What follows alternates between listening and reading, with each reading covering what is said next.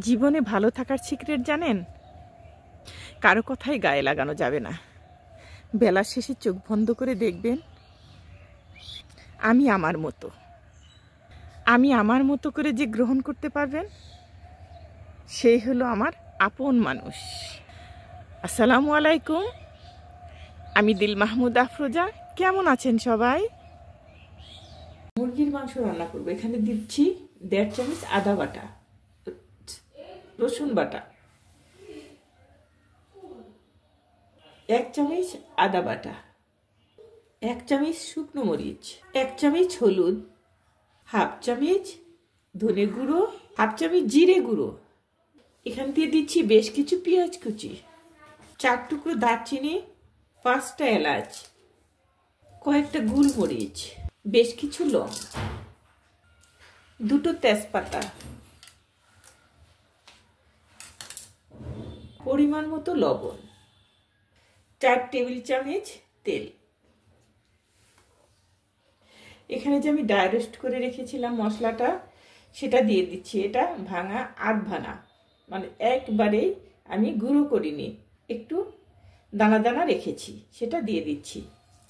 এখন আমি এটা মেখে নিব অফ ক্যামেরায়, কারণ বড় হয়ে যাবে ভিডিওটা, কেউ দেখবে না। এখানে আমি 4 টেবিল চামচ তেল দিয়েছি। আর আমি বাসায় যেটা রান্না করি সেটাই দেখিয়ে দেই, অন্য কিছুর আর দরকার পড়ে না, কারণ ডিম, মাংস, মাছ এগুলোই বেশি রান্না করতে হয়, সেটাই দেখিয়ে দিই।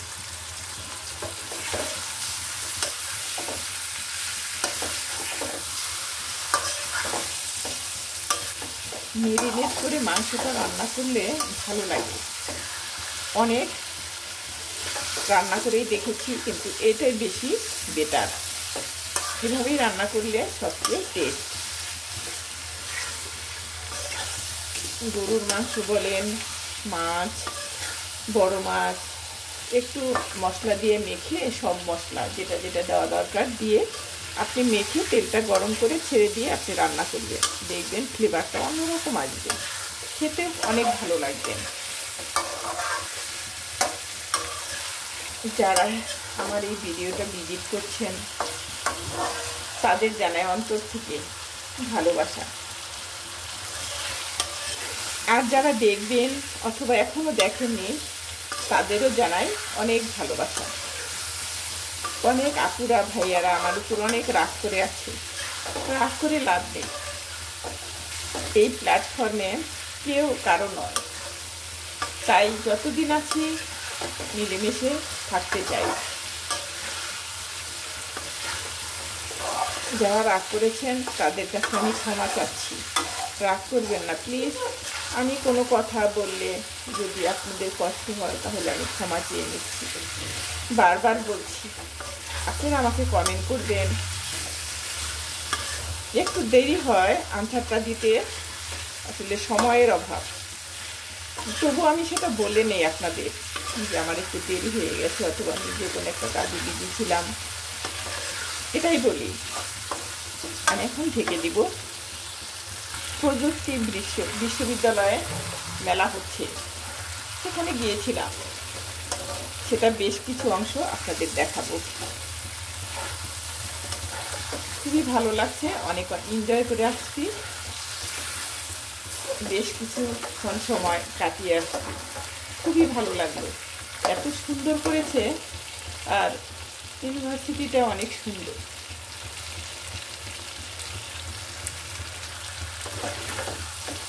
মশলাটা একদম জলা থেকে আসছে আর তেলটা উপরে চলে আসছে। এখন আমি পানি অ্যাড করব।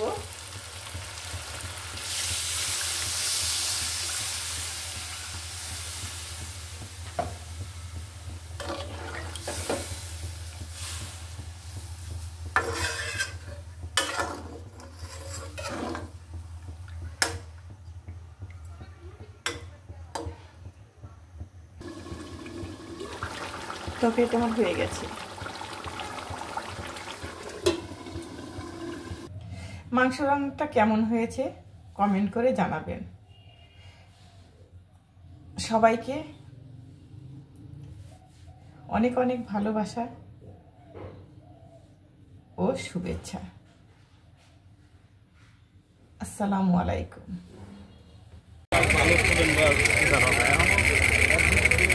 ভাসানী মেলা 2025।